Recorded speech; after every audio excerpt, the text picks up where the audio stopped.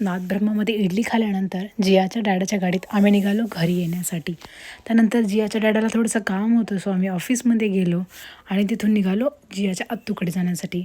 आत्तूकडे थोडा time spend केल्यानंतर जियाला आत्तूला सोडून येऊच वाटत नव्हतं, बट ऑप्शन नव्हता. त्यानंतर मी, जिया आणि पप्पा ॲक्टिवावर तो आलो घरी. घरी येताना सुद्धा जिया तिच्या घरच्यांना खूप जास्त मिस करत होते, बट नो ऑप्शन. आवरलं, जियाला फ्रेश केलं. जिया स्कूलमध्ये चालली होती.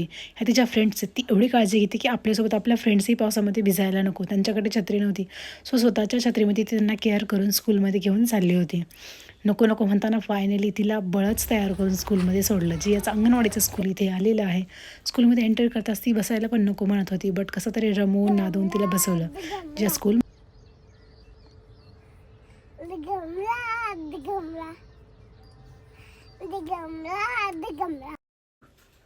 गुरुवार निमित्त आम्ही गेलो होतो औदुंबराचं दर्शन घेण्यासाठी. तिथे जिया दिगंबर